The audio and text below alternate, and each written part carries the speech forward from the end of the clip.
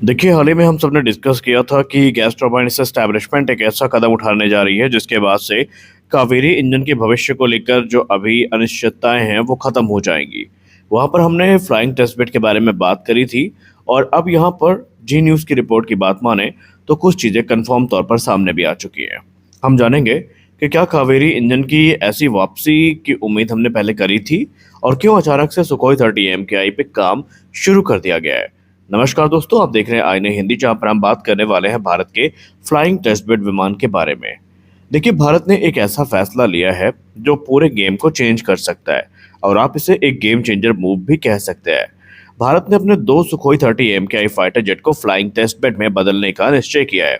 मतलब अब ये सिर्फ लड़ाकू विमान नहीं रहेंगे, बल्कि ये उड़ती हुई एक प्रयोगशाला बनने वाली है, जहां हवा में ही भारत के जो नए जेट इंजन है वो टेस्ट किए जाएंगे। अब इस नए जेट इंजन में चाहे आप कावेरी 2.0 को जोड़ लीजिए या भविष्य के किसी भी प्रोग्राम को आप यहाँ पर इमेजिन कर सकते हैं। इस पूरे मिशन को गैस टरबाइन एस्टैब्लिशमेंट की तरफ से लीड किया जा रहा है, जिनका एकमात्र लक्ष्य है भारत के अपने जेट इंजन को डेवलप करना, टेस्ट करना और उन्हें सर्टिफाई करना। अब सबसे बड़ा नाम जो अभी तक सामने आ रहा है इस पूरे वाकया में, वो है कावेरी 2.0 का, जो कि फ्यूचर फाइटर जेट के लिए बनाया जा रहा है और ये अराउंड 90 किलोन्यूटन का थ्रस्ट जनरेट करेगा। और आगे चल के जो एम का इंजन होगा, संभावित है कि यहाँ पर भी सुखोई 30 MKI ही फ्लाइंग टेस्ट बेड की भूमिका निभाने वाला है।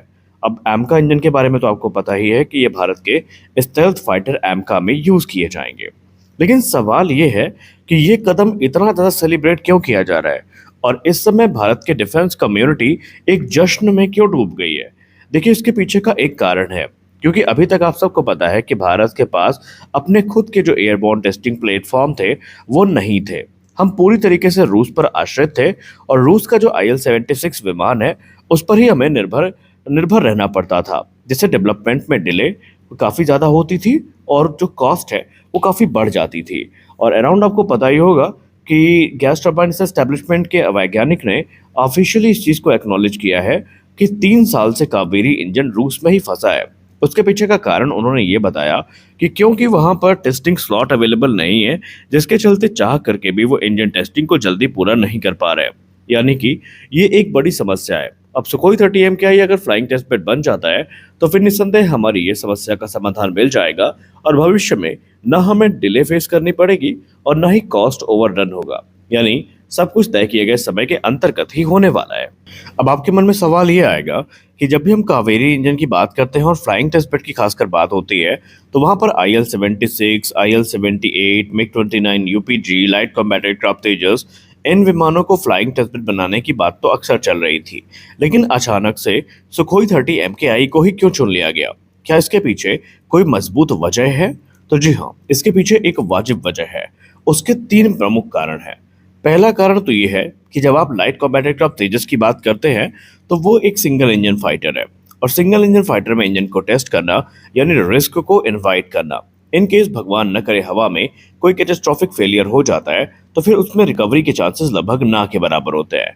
और यहाँ पर सुखोई 30 MKI को चुनने का पहला कारण ही यही है कि इसमें हमें ट्विन इंजन डिजाइन देखने को मिल जाती है।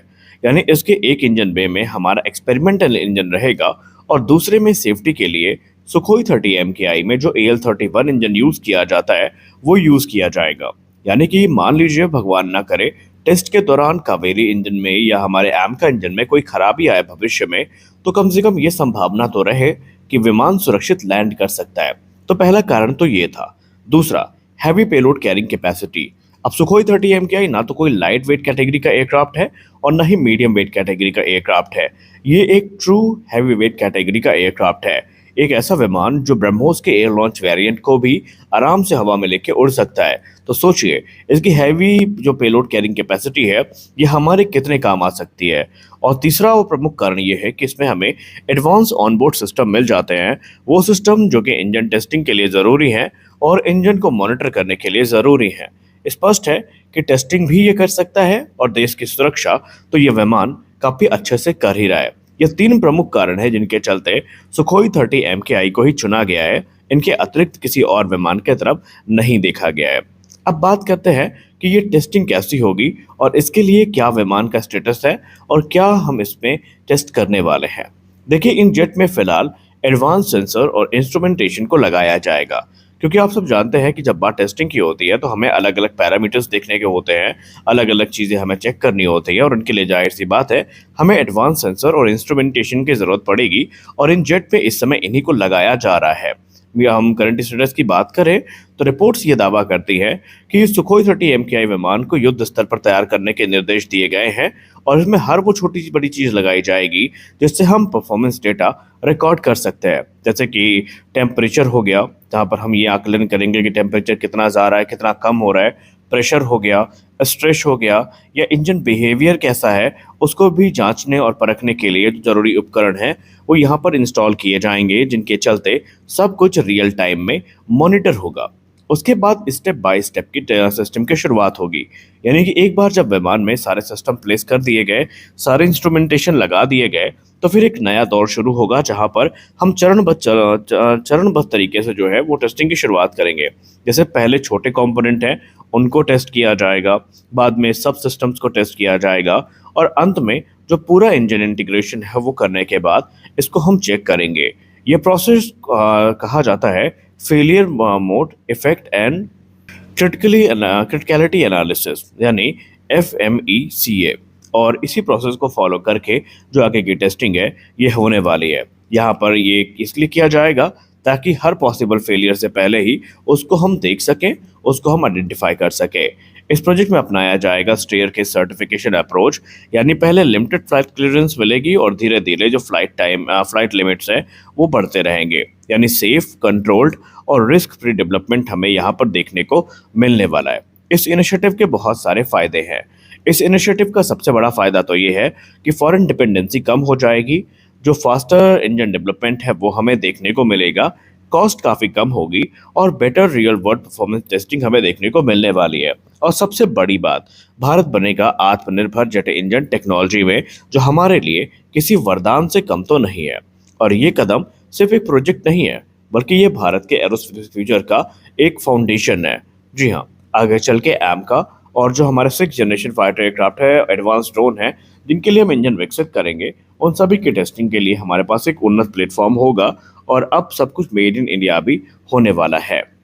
यानी अब सिर्फ टेक्नोलॉजी नहीं, भारत की ये आत्मनिर्भरता की भी उड़ान है। हालांकि इस प्रोग्राम को अभी आने में तकरीबन 1 से 2 साल का समय लग सकता है, क्योंकि आप सबको पता है कि जब हम एरोस्पेस सेक्टर की बात करते हैं तो वहाँ पर ओवरनाइट कुछ नहीं होता। हमें वहाँ पर सिलसिलेवार तरीके से आगे बढ़ना होता है, अलग अलग चीज़ों को, अलग अलग पैरामीटर्स को देखते हुए। तो आज के इस वीडियो में बस इतना ही। आशा करते हैं वीडियो आपको अच्छी लगी होगी। वीडियो अच्छी लगी वीडियो को लाइक करें, नए हैं चैनल को सब्सक्राइब करें। मिलते हैं अगले वीडियो में, तब तक के लिए जय हिंद।